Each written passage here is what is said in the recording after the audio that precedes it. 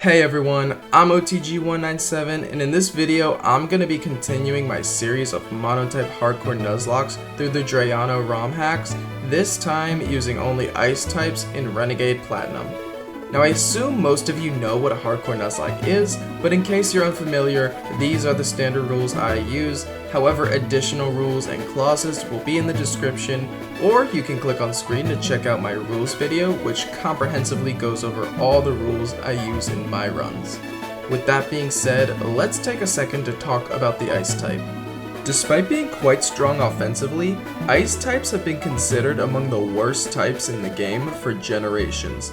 The reason being they're severely lacking defensively, being only resistant to itself while having a plethora of common weaknesses. And while there are a few tanks among the ice types, the ones who deal the most damage tend to be on the frail side, meaning we will have to play very carefully with them. I don't use legendaries, so these will be the Pokemon available to us in this run. So with that being said, let's see how these ice types can handle a hardcore Nuzlocke of Renegade Platinum. As my starter, I select Chimchar, which obviously we can't use, but I just don't want either of these two to have it for obvious reasons. In this game, the Eevee given to us by our mother will be the first usable Pokemon we get, as it will be an ice type later on. Now, ice types are quite scarce in general and don't usually appear till later in the game, but I use Eevee to make my way through the early game and get to Jubilife, where we actually can get our first ice type.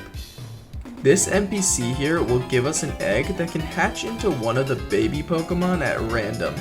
If applicable, I do allow myself to soft reset this egg until I get a usable Pokemon for the run, and in this case, I can get a Smoochum.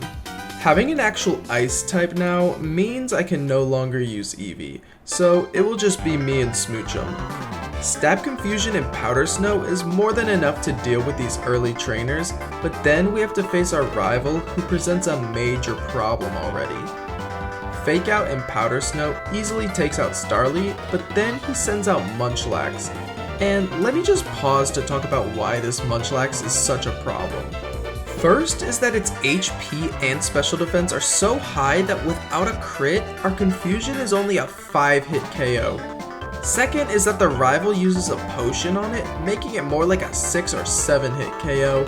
And last is that if it gets to move, it will use super effective Rock Tomb and completely obliterate Smoochum with its abysmal 15 base defense. The only thing we can do is rely on luck to get through this fight. We end up having to rely on the ever so reliable base 55 accuracy Sing. After hitting Sing, we need Munchlax to stay asleep for several turns, and as it sleeps, we'll hopefully hit critical hits on Confusion to take it out quickly. Fortunately, I can give Smoochum the Scope Lens to give us a better chance of this, and ultimately this fight comes down to getting all the right luck with Sing, sleep turns, and Confusion crits. Eventually, on my 7th attempt, I get everything I need against the Munchlax, and the Piplup goes down to 2 Confusions. So if we're already struggling that much this early on, you might be thinking this run is going to be rough, especially with a Rock-type gym coming up, but Smoochum can handle itself getting through all the trainers leading up to the gym, and I give Eevee the EXP share to keep it from over-leveling. In the Orberg Mine, we can pick a stone that Rourke gives us, and we choose an Ice Stone, which will allow us to evolve Eevee into Glaceon and give us another team member to use. Then in Orberg, we can trade a Ponyta to this NPC in exchange for her Spheal. Now while Ponyta is obviously not a Pokemon I can use, in my rules I do allow myself to catch non-usable Pokemon for ulterior purposes such as this, so long as they never enter battle. And so with nothing more to do, we're ready to take on our first gym leader, Rourke. So Rourke is a Rock-type gym leader, meaning this could be pretty hard. He leads with Nosepass and I lead with Smoochum. I start by hitting him with a Water Pulse, which does over half as he hits us with Thunder Wave. With Smoochum paralyzed, it won't go for Thunder Wave again, meaning we can safely switch to Glaceon as he sets up Stealth Rock, and then we can take it out with another Water Pulse. Bonsly comes in and gets crit by our Expert Belt boosted Water Pulse, which did not matter as I would come to find out. Then Cranidos is also a one-shot, followed by Geodude and Onix, who we can outspeed thanks to Glaceon having its speed stat buffed in this game. And then we finish off an easy battle by one-shotting his Larvitar. And with that, Ice types fly through the first gym without a single scratch on them. I actually anticipated this gym to be very hard, as I greatly underestimated how strong our Water Pulse would be, and knew we might be screwed if I ever took a Rock Tomb. But this fight is actually quite easy. 1 badge. So right now, I want to take a moment to be upfront about something. In these monotype runs, there are certain types that I know are going to struggle a lot before going into the run. Because of that, if I know a type is going to be hard, I will do a test run with the type where I just go through the game purely to test out strategies in battles I know are going to be difficult. The reason I wanted to bring this up is because if some of the strategies I use in upcoming battles seem too refined to be on a first attempt, it is because I did in fact do testing for them before attempting an actual run. I am in the business of completing runs so I can get out my videos, not banging my head against a wall for 50 attempts until I just figure it out. In all of my runs that I did a test run for, I will always be sure to make that known in the video. Anyways, from here, our next challenging fight is against Galactic Commander Mars at the Valley Windwork. Zubat goes down to Glaceon's Icy Wind, and then comes out Bronzor. I switch to Spheal, who will tank a Gyro Ball easily, and then I use Encore so it will be stuck using it, and take it out with a couple Water Pulses. Then comes in Yanma, who hits me with a critical hit Air Cutter to 7 HP, but goes down to an Aurora Beam. Last is her Perugly, and I switch to Glaceon on her Fake Out, and then we exchange Icy Wind and Facade for 2 turns, lowering her speed, but then I have to switch, and Smoochum can just barely live its Facade, and then we miraculously hit a Sing, and surprisingly take it out with 1 extra sensory, so I guess the Sing wasn't needed. Sorta tricky fight, but we get by with no issues. After this, Spheal evolves into Celio, and I can catch a Shelder by fishing, who I name Eddie. Then we face Cheryl, who has a Makuhita that is a bit scary, but Smoochum survives its hit and takes it out with extra sensory, and we kept Ice Fang on Glaceon to have a physical move for the Chansey. We team up with her to make our way through Eterna Forest, and after we get out we find a Water Stone, meaning we can evolve Shelder into Cloyster. And then on Route 216, I use a Repel strategy, which can get me a guaranteed Sneasel, because it's the only thing here that can be found at level 20. I name it Talenti, and with it being given the Technician ability, it will be an amazing inclusion to the team. And so now, we're ready to face the Eterna City Gym Leader, Gardenia. She leads with Blossom, and I lead with Glaceon. I set up a substitute, which is a TM you can find in the old chateau, and this will block her incoming Stun Spore. Expert Belt boosted Aurora Beam will then one-shot it, and Breloom breaks our sub with Mach Punch, but also goes down in 1 hit. As does Tangela, and Cherim is able to live an Aurora Beam thanks to its Focus Sash, but it just goes for Sunny Day, and then knowing Gardenia will heal on the next turn, I set up another substitute and take it out. Her Ace Roserade is a scary Pokemon to deal with a lot of the time, but not in this run. It goes down to 1 Aurora Beam, and so does her final Pokemon Grotle, getting us our 2nd badge in a very trivial battle. In the old chateau, we can catch a Rotom, and then we head to take down the Galactic Hideout, where it can be turned into its Frost form and join the team. We have another fight with an admin, this time with Jupiter. Rotom leads and hits the Golbat with a Shockwave, and then I bring in Glaceon to finish it with Aurora Beam. Tangela goes down to another Aurora Beam, and then I switch to Cloyster against the Sableye and set up 3 layers of spikes, then hit it with a couple Icicle Spears before I have to switch and finish it off with Sneasel. Last is the Skuntank, who doesn't go down from the spikes damage and a dig, and we get hit hard with Poison Jab. I switch to Celio and get off an Aurora Beam, which also doesn't finish it off, meaning I have to switch again to Glaceon, who can outspeed and finally finish off the annoying skunk and our business in Eterna. After this, Smoochum evolves into Jinx, and we have a couple more notable battles. First, with Mira in Wayward Cave, whose Porygon 2 gives us some trouble, but we're able to manage it. And then with Lucas, who is completely free thanks to Cloyster, and him only having physical attackers.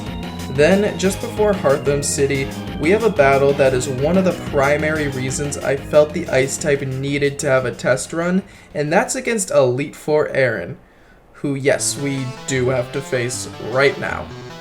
The main reason he's incredibly scary is because if his Scizor gets a single turn to Swords Dance, we lose.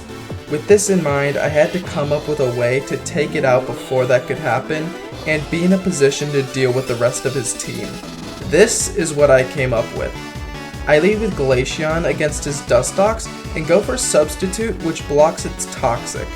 I then pass the sub to Sneasel as it goes for Toxic again.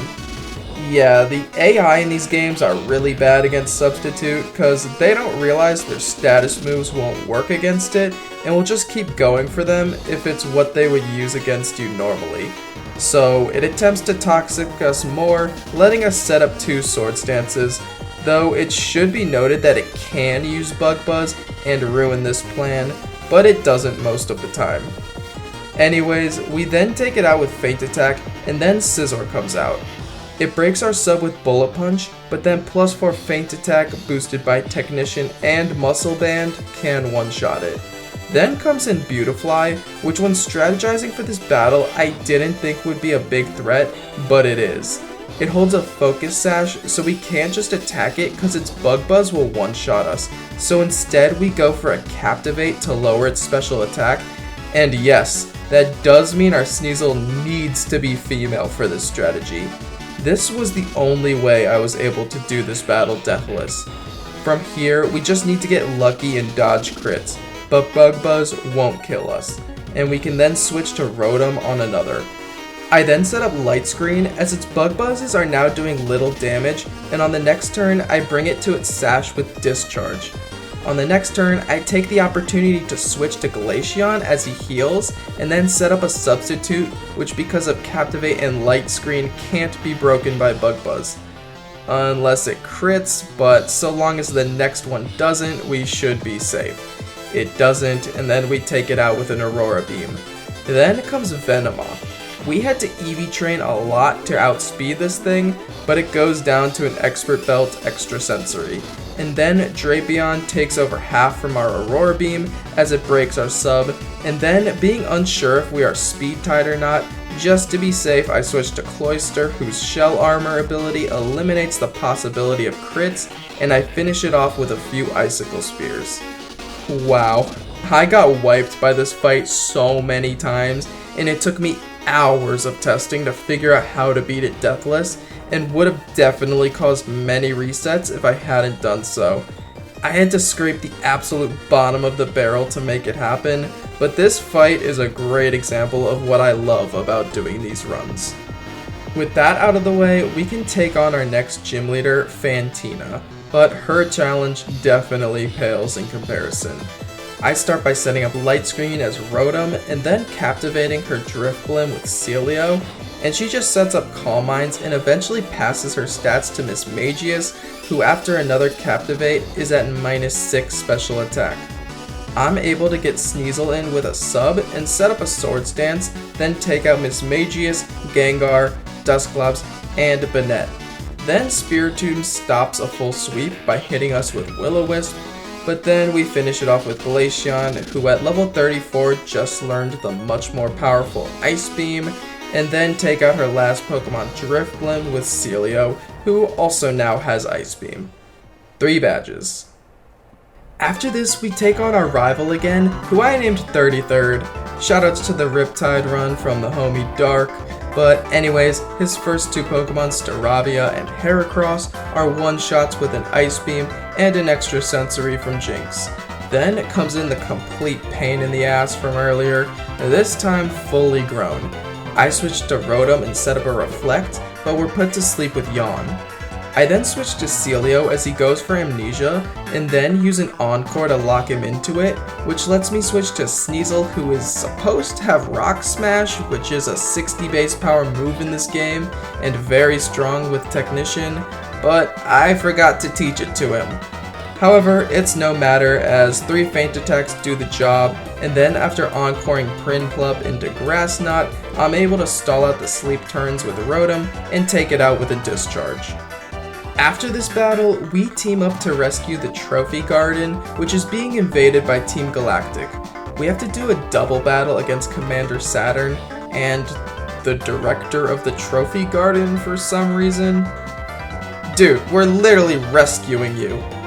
This fight is pretty annoying as most double battles tend to be, and we get double targeted a lot, but fortunately screen support helps us handle it, and we have an extremely close call with Jinx, who we absolutely cannot afford to lose, but thankfully luck smiles upon us and we're able to get by without any issues.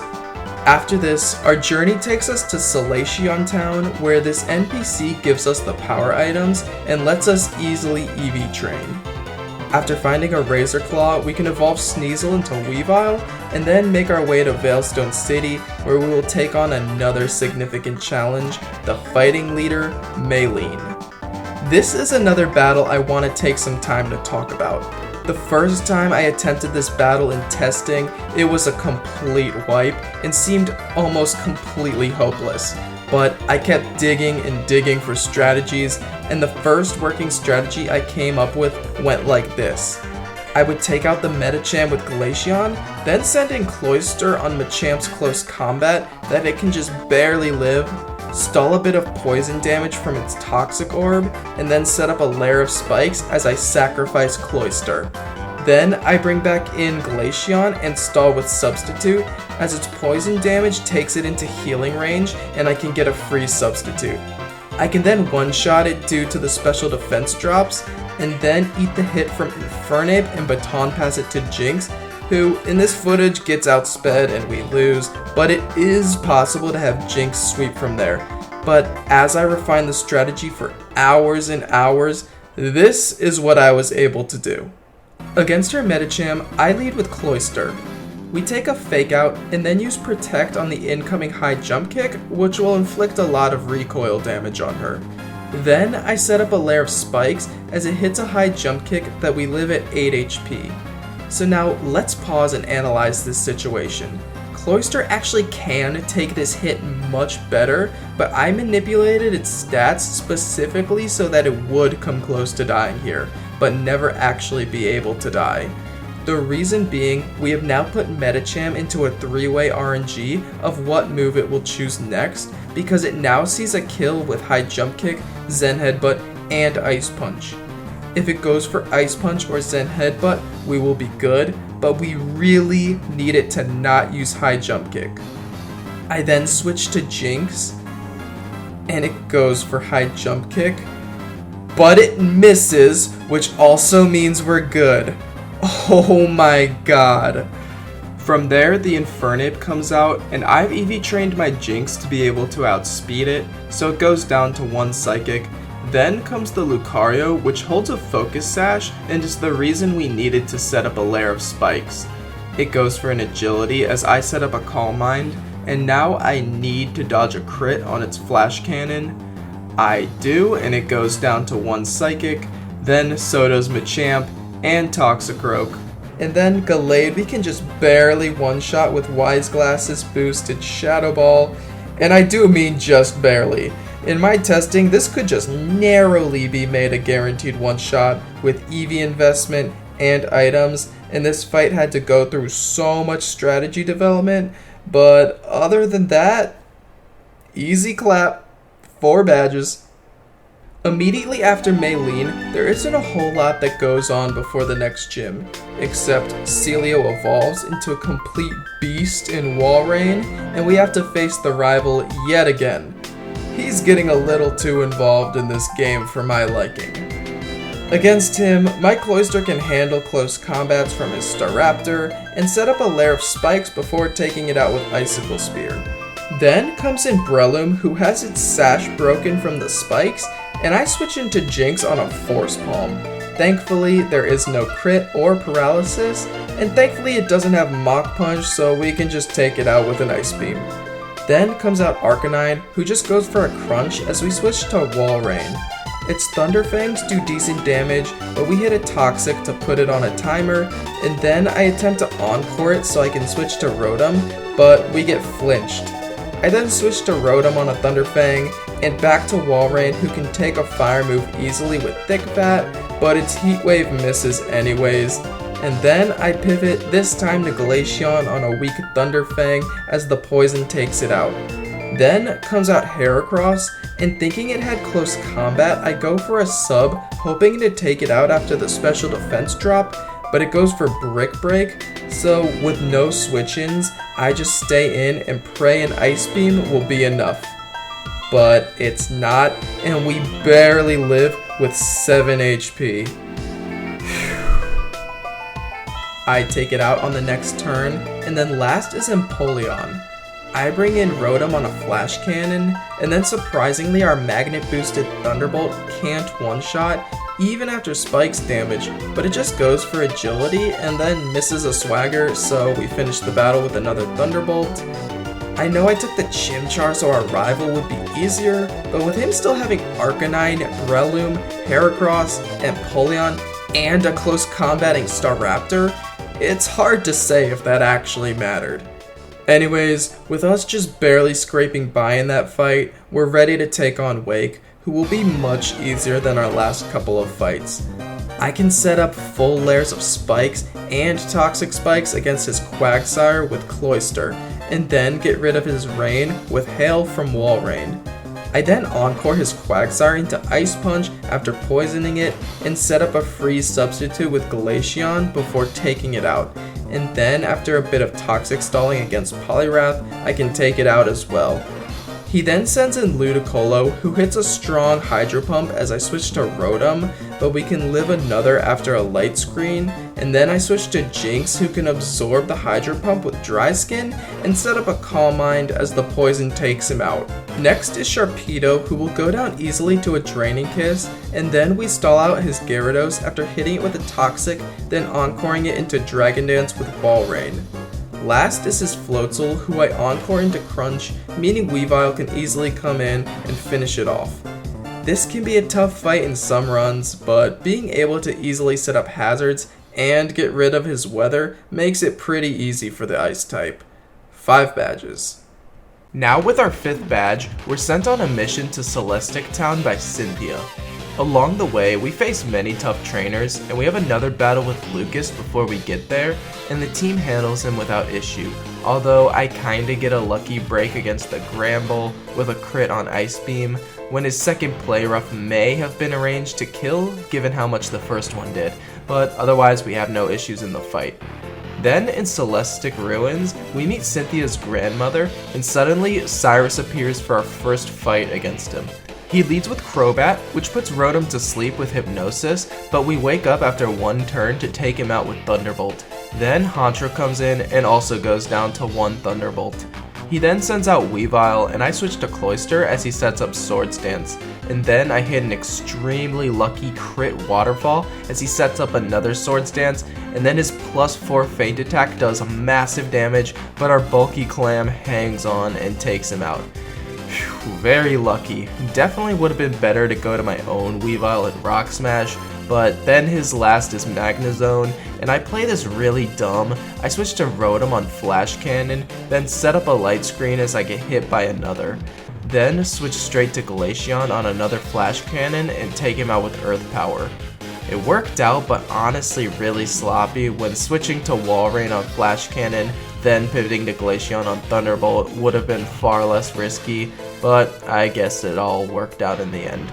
We then give the Old Charm to Cynthia's grandmother, and in return we are given the HM for Surf. A great move for Wall Rain to have, and with it we can now add Seal to our team in Mount Coronet, and then make our way down Route 220 to the Pal Park, where much like earlier against Aaron, we have another scary fight that is randomly thrown in here.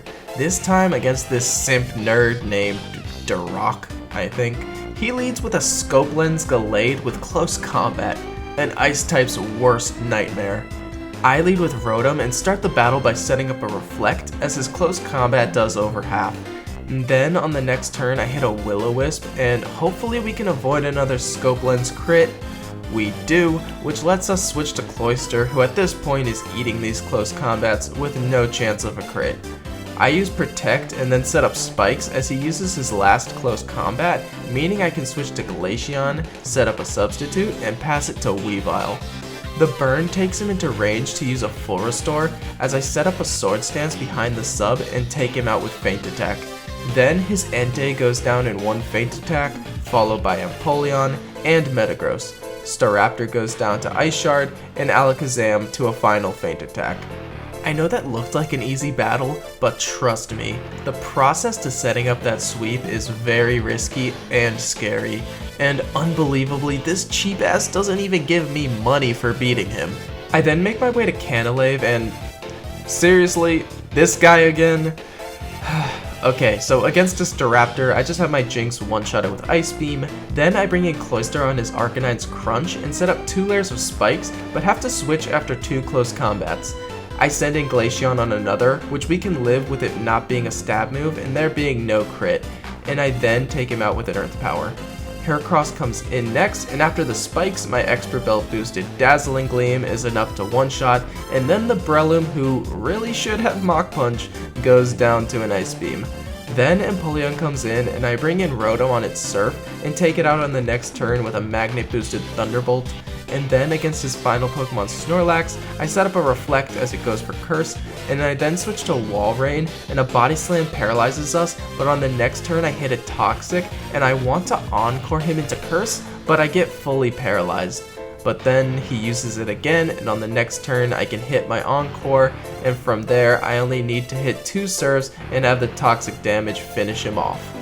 So that's now 4 significant fights since the most recent gym, and surely it's the last one, right? No. Before we can enter Iron Island, we have to face Riley. Just like Dirac, I start by leading Rotom against his Absol and setting up a Reflect and Will-O-Wisping it. Unlike Dirac, we are not really at a major risk here, so I can just go into Cloyster and set up a full layer of spikes and a layer of toxic spikes before switching to Glaceon and setting up a substitute on a turn where he heals. Absol then misses its next attack, letting us take it out freely with 2 Ice Beams.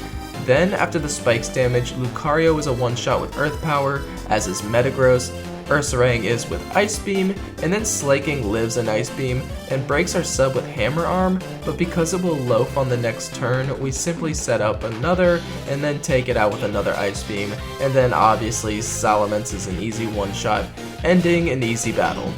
Riley and I then team up to drive Team Galactic out of Iron Island, and finally we're ready for our next gym, the Steel Leader Byron.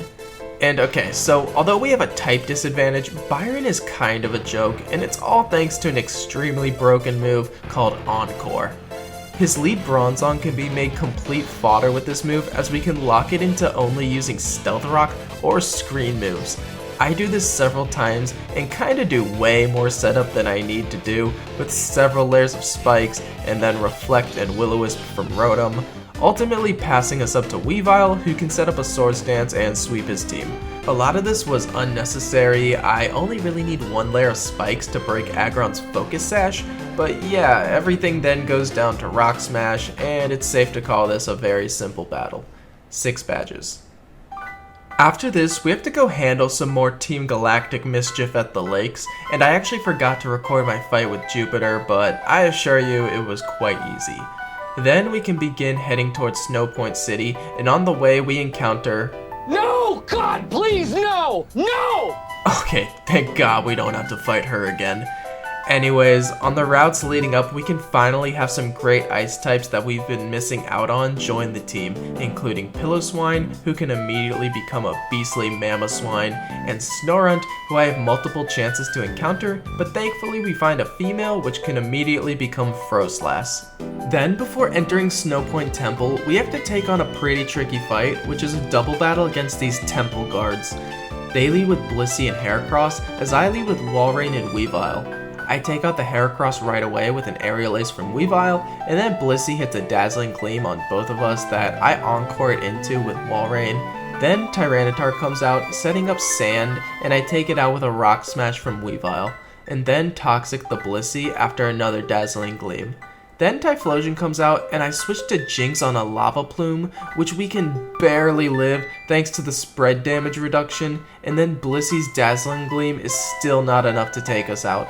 And then our Surf from Walrein does massive damage to Typhlosion, and thanks to Jinx's Dry Skin ability, it heals her out of death range from the sand. Whew.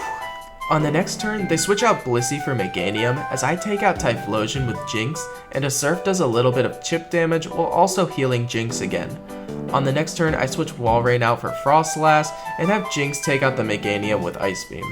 Then comes out the Water and, in this game, Dark type Feraligatr, but Thunderbolt from Frostlass takes it out after a crit, which didn't matter because Jinx's Draining Kiss would finish it off anyways, and then the Blissey comes back out, severely damaged, and we actually can't take it out just because of how insanely tanky it is, but it also can't do much, and eventually succumbs to the poison damage. After this, in the temple, Regigigas has awakened and is starting to rampage, but Maylene, Candace, and I gatekeep and girl boss him back to sleep, and then we're ready for our Ice vs Ice showdown against Candace. I lead with Rotom against her Abomasnow.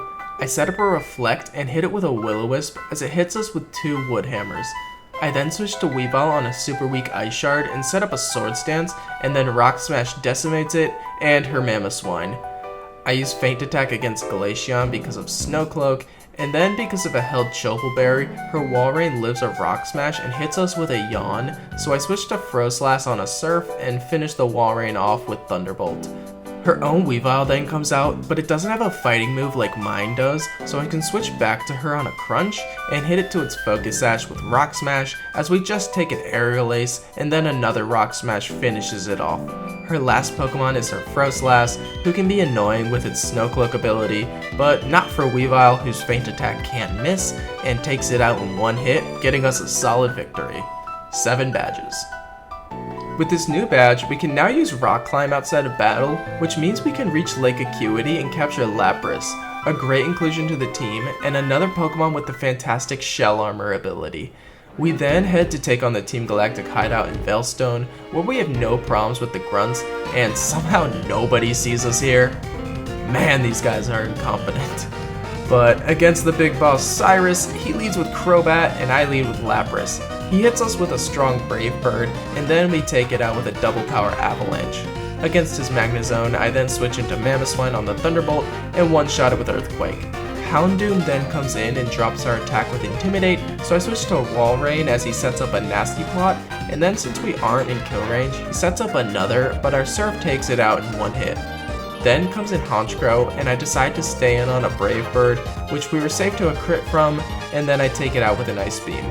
Last is his Weavile, who, unlike ours, doesn't have a fighting move, so I can bring my own in on a Crunch, and then to my surprise, we actually get outsped and barely survive an X-Scissor, but we can then finish the battle with a Rock Smash. After this, our last battle in the hideout is Saturn.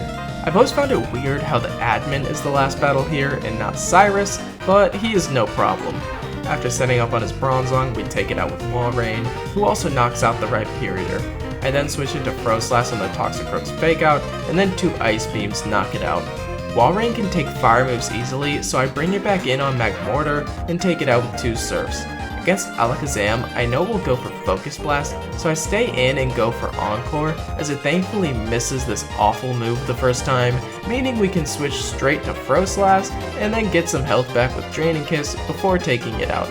I switch back into Walrein as Octillery goes for Fire Blast, and then I Encore him into it, and from there I can whittle him down with Toxic and Ice Beam, getting the victory. We then head to Mount Coronet to finish our business with Team Galactic at Spear Pillar. On the way, we get our final encounter, Abomasnow, who could have been a strong addition, but she is soundproof instead of snow warning, so it's not the best. But anyways, there are huge challenges awaiting us at Spear Pillar. First being a 12v12 double battle against admins Mars and Jupiter. And yes, you heard that right, a 12v12. We will have our rival as a teammate, but we'll still need to play this carefully. Against their double Crobat lead, we lead with Frostlass and Staraptor. We get hit with a Confuse Ray and hit ourselves as the left Crobat uses Double Team and our rival hits a Brave Bird, and then on the next turn we take out the right Crobat with Ice Beam as Staraptor misses a Brave Bird on the left one. Bronzong then comes in and I switch to Wall Rain on a Gyro Ball, which I Encore it into on the next turn as our rival U-turns into Snorlax. After 2 Surfs and Crunches from Snorlax, the Bronzong goes down, as does the other Crobat. Then comes in Electivire and Tangrowth. I switch to Glaceon as Electivire, who is a fighting type in this game, uses Cross Chop, but targets the Snorlax, who goes down, and then we barely live a Focus Blast from Tangrowth. In a tough spot, I choose to stay in and take out the Tangrowth with Ice Beam, hoping the Electivire will target our rival Staraptor, but instead our rival comes in clutch with a one-shot on the Electivire from Brave Bird. Nice. Then comes in Yanmega and the second Bronzong, and I switch to Wall Rain on a Flash Cannon as the Yanmega is taken out with a Brave Bird. Kangaskhan then comes in and takes out the Staraptor with a Fake Out as I do some chip damage to both enemies with Surf. Our rival then sends in Arcanine and takes out the Kangaskhan with Close Combat, and then after a crit Fake Out from Perugly, I unintentionally take out our rival's Arcanine. Sorry, Dark. I then switch to Lapras as our rival's Heracross takes out both the opponents with Close Combat. He's honestly carrying me so hard, and this leaves us with a 2v1, and after a Dragon Dance we can easily finish off their last 3 Pokemon, which are Sableye, Skuntank, and Gastrodon. Honestly, this is one of the most stressful battles in this game, but I have to give it to our rival. He was extremely useful. And then, before we can get into the Distortion world... See, as you can see, the more you fuck around, the more you're gonna find out. After navigating through the Distortion world, we have another serious challenge, which is our final battle versus Cyrus. But this battle is not like the final Cyrus battle you're used to. Oh no. First, we have to do a double battle versus Dialga and Palkia, both of which are level 70, way past our level cap, and both of which know Aura Sphere, and Dialga has Flash Cannon as well. I lead with Rotom and set up a light screen and attempt to use Toxic with Wall Rain, but it immediately gets crit in one shot.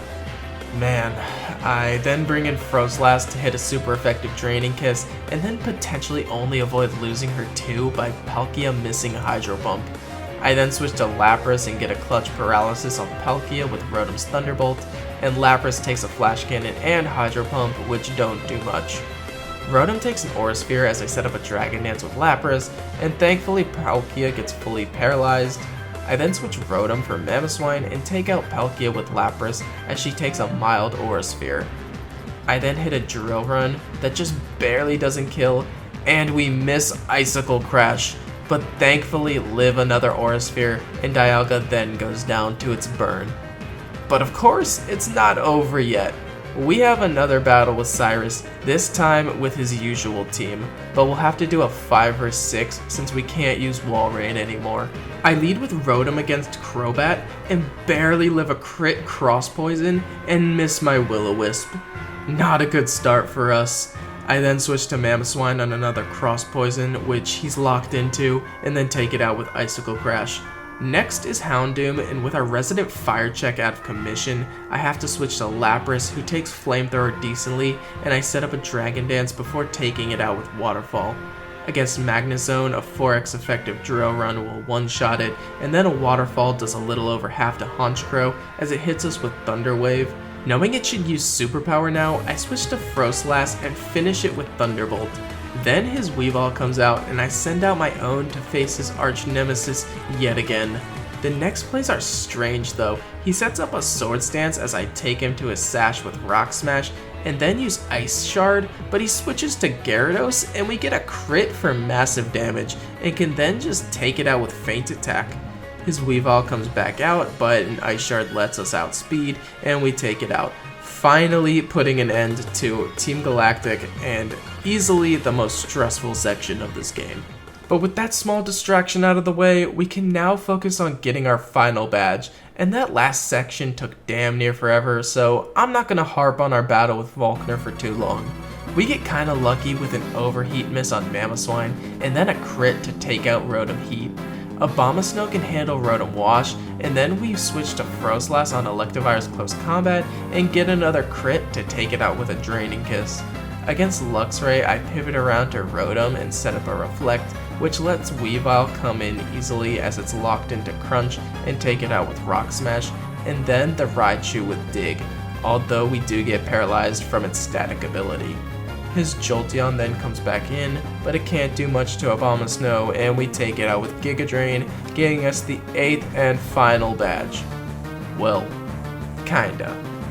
After this, I face Dahlia, who is an optional trainer, but you know me, I like to face everyone that's in the game. With a Focus Sash and Bulldoze, Mamoswine can handle her Speed Boost Blaziken, and then after setting up Light Screen, I fish for a Hydro Pump miss, which I get, allowing me to pass a sub to Weavile, who was supposed to set up and sweep, but I'm stupid and forgot to delete Dig for Swords Dance, so we're just gonna have to do it the fair way. Medicham comes in, and I switch to Froslass on its high jump kick, which can't hit us, and it is now locked into, so it takes itself out on the next turn. Against the Dusknoir, I switch to Weavile and then one-shot it with Feint Attack, and then bring in Lapras on Togekiss to take some hits and do a lot of damage with Avalanche, then switch to Froslass again to take it out with an Ice Beam and Draining Kiss.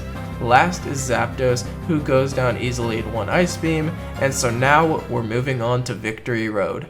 And I was actually mistaken because Delibird is our final encounter. How could I forget about Delibird?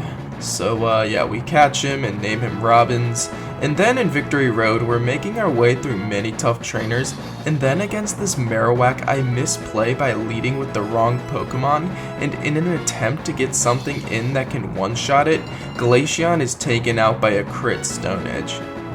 This happened because I mistook this trainer for a different one when looking at my sheet that shows me trainer info. Unfortunate, but further into Victory Road we face Marley, who we have to dodge a few crits against, but isn't particularly difficult.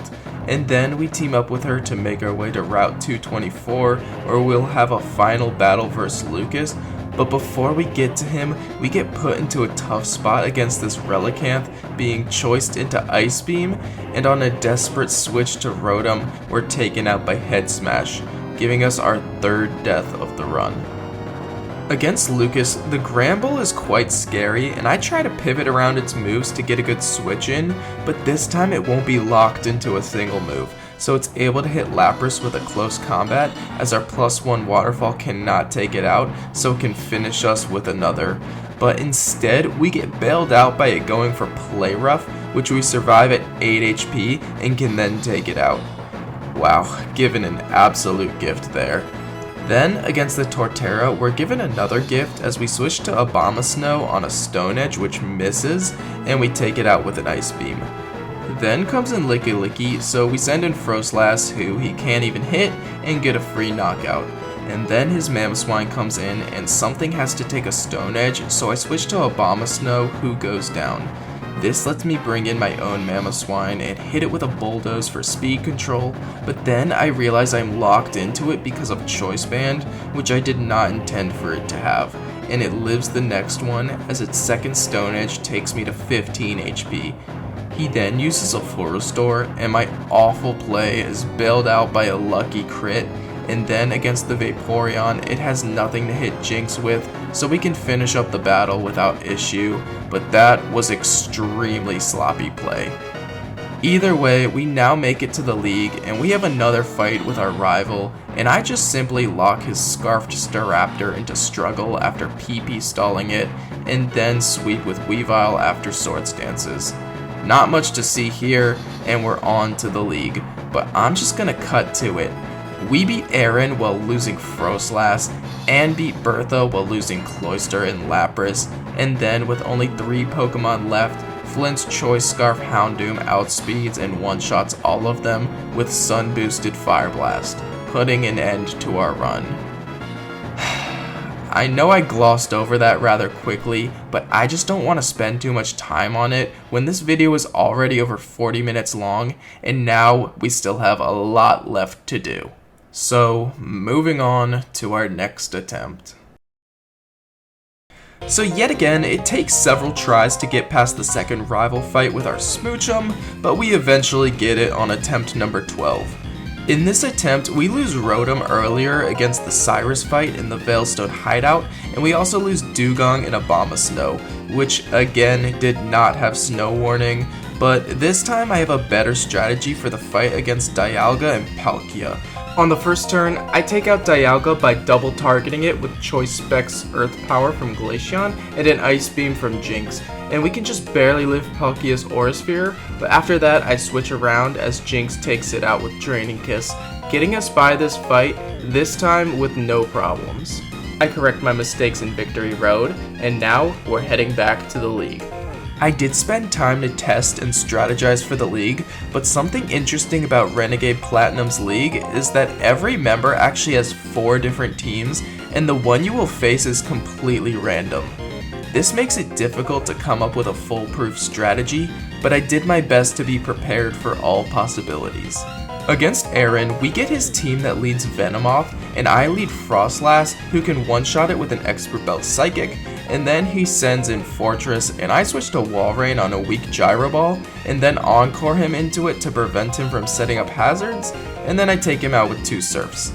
He then sends in Armaldo, which will just go down to 1 Surf, and then he sends in Pinsir, and here it's a 50-50 that he will go for Close Combat or Stone Edge, so I switch to Mamoswine, who can live either so long as there's no crit, and we get Close Combat, which does a lot of damage, but we live and take it out with a Banded Rock Climb, which is a rock move in this game. Next is Drapion, and I switch to Lapras on a weak Aqua Tail, and then after a Dragon Dance I can take it out with a Drill Run and a Dive. And then his last Pokemon is Scyther, which Lapras can finish off with no problems.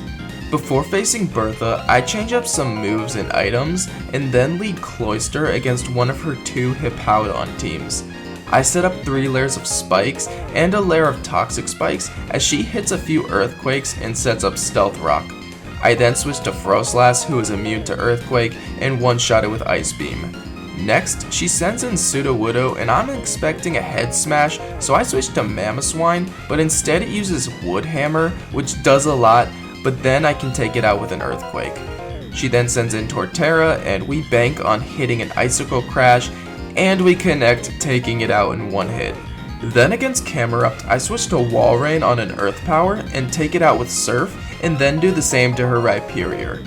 Last is Gliscor, and I switch Frostlass in on another Earthquake and finish the battle with Ice Beam. I had a much cooler strategy against her other teams that I would have liked to show off, but either way, we're going strong and moving on to Flint. Against him, our Mamoswine holding a Choice Scarf can outspeed and take out his Ninetales, Flareon, Rapidash, Infernape, and Magmortar, all in 1 hit with Earthquake, and then his last Pokemon is the very Houndoom that ended our run last time, but we have Walrein to switch into and tank his Fire Blast, but he actually locks himself into Solar Beam, which does a lot, so instead I switch to Weavile, who can take them well, and one-shot him with a Rock Smash. We change up our moveset and items again for Lucian, who can be tricky, but we get his Espeon-led team, which is actually the easiest for us. I lead with Frostlass and take it out with a Shadow Ball after it sets up a Reflect, and then comes in Girafarig. I use Protect, which I gave Frostlass to stall out the Reflect, which is good against 2 of his teams that lead with Screen Setters. I waste a couple turns and then switch to Weavile on a weak Shadow Ball, which annoyingly drops my special defense, but I'm able to set up 2 Swords Dances as we still don't take much from Thunderbolt, and thankfully no paralysis means we can stick to plan A and take out the Girafarig, timed perfectly for the Reflect to run out, and then his Medicham has a Choice Scarf, but we can go first and take it out with Ice Shard.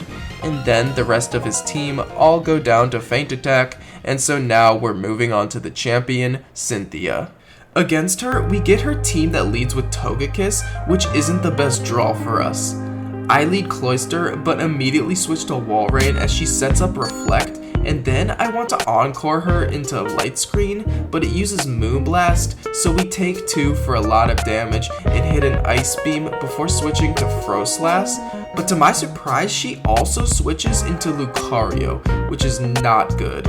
But fortunately on this team, her Lucario is a physical attacker, so I switched to Cloyster on its Meteor Mash, then used Protect to avoid a high jump kick, dealing lots of recoil damage to it, and then I switched back to Froslass on another high jump kick, which can affect her and takes out the Lucario from more recoil damage. Next is her Spiritomb, which is going to be major setup fodder for us. You see, this thing's only attacking move is Dark Pulse, which means I can send in Weavile on it and safely set up Swords Dances, and then take it out, as well as her Togekiss, Garchomp, and Glaceon. And so you might think this is a runaway game, but then she sends out Milotic, who is actually a part fairy type in this game and can live all our hits and potentially kill us with a crit.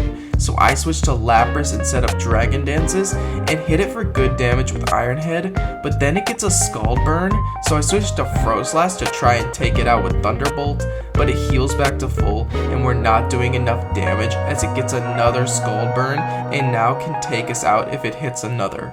So I switched to Walrein to encore it into a single move, and it uses Scald and gets another burn. I then switched to Lapras to get some damage, but we're not doing enough, so I switched to Cloyster and attempt to PP stall it. But after a few more Scalds, it burns us again before we use Dive, and we're just barely able to live from the burn damage thanks to leftovers. I then switch back to Weavile as it goes for an Ice Beam for the first time, making me think it might be out of Scald PP, so I switched to Mamoswine as it uses Recover, and then hit it hard with an Earthquake, but it was actually not out of Scald, so it hits us with another, but there is no crit or burn, so we can take it out with another Earthquake. Oh my god, I cannot believe how close that got. But with that, we're through the first round of the league deathless, but there's still lots more for us to do. After beating the league, we gain access to the battle zone, and our first order of business there is a double battle against Volkner and Flint, again with our rival as a teammate. This fight can be scary for sure, but in this case they pretty much only target the rival, and Mamoswine kills everyone with Earthquake. The end.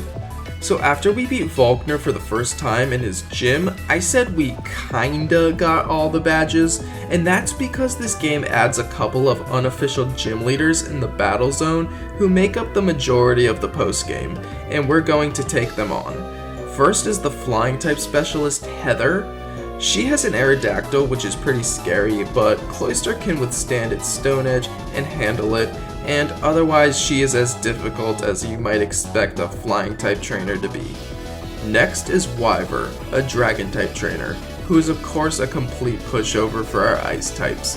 His Salamence gives us a couple of scares, but simply spamming ice moves at him does the trick. Next is the fairy type specialist Luna, who leads with a Wigglytuff that is complete setup fodder for our Jinx. So after 6 Calm Minds, we sweep her entire team, and the Moon Badge is ours. Then we fight Jean, a normal type trainer. He leads with a Stantler that our Cloyster can set up full layers of spikes and toxic spikes against, and then we take it out with Froslass, who it can't hit as it's Choice Scarfed into Jump Kick. Froslass then takes out Bibarel, Dodrio, and Girafarig. Weavile takes out Porygon Z, and Walrein stalls out the poisoned Snorlax with Encore and Surf, getting us the General Badge. Against Shade, the Dark type trainer, we actually run into some difficulties. Walrein handles the Houndoom, and then Glaceon takes out Shiftry. Mamoswine can one-shot Tyranitar with Earthquake, but then the Sharpedo comes in and I have to stall it out with Cloyster before taking it out with Lapras, who then also takes out Weavile with a +1 Iron Head, and I have to switch around to deal with Spiritomb, but finally take it out with Mamoswine. Last is the Poison type specialist Scythe, who leads with a Gengar that our Weavile can easily take out. Then I switch to Froslass on Toxicroak's Drain Punch, and we get hit with a tough Sucker Punch, but one-shot it with Psychic. Then we have Mamoswine come in and take out Nidoqueen. Against Tentacruel, I switched to Jinx and set up a Calm Mind before one-shotting it with Psychic. Then, finally, I have Glaceon take out Crobat and bring Jinx back in to finish the Vileplume with an Ice Beam, and with that, we've got all the badges from the battle area. We have a minor run-in with Team Galactic again at Stark Mountain, but we handle it with nothing of note happening, and then I actually do rematches with all of the gym leaders. I didn't record the battles, and for the sake of time don't want to go over them, but we did lose Glaceon during this. But now, with the post-game complete, we're ready to close out the run with the league rematch. This time around, every member's team is always the same, so we can know what to expect. Aaron leads Yanmega, which hits me with an Air Slash, but I take it out with Froslash's Ice Beam. Then Scizor comes in, and I switch to Cloyster on Bullet Punch, and we can take his hits well, so we set up a layer of spikes before taking it out with 3 dives. Heracross then comes in, and I actually stay in and go for dive as he tries to protect for his Toxic Orb to activate. He then misses a close combat, so we can chunk him with dive and poison damage. Then I use protect on the next turn, and he is brought into healing range from poison, so we have a free turn to set up a dive as he uses a full restore. And then after another protect, he now switches to using Stone Edge, which we can tank well and finish him off with another dive. Cloyster can take Armaldo's Stone Edge and take it out with 2 dives. Then Scyther comes in and I switch to Wall Rain on a Bug Bite, then take it out with Ice Beam after being hit with Brick Break. His last Pokemon is Drapion, and I switch to Lapras to avoid its scary sniper boosted crits and finish it off with 2 Drill Runs after a Dragon Dance. Moving on to Bertha, she again leads with Hippowdon, so I lead Cloyster. She hits me hard with Stone Edges this time and sets up Stealth Rock as I'm only able to get up 2 layers of spikes before having to switch to Mamoswine and take her last Stone Edge, then to Froslass on Earthquake before taking it out with Ice Beam.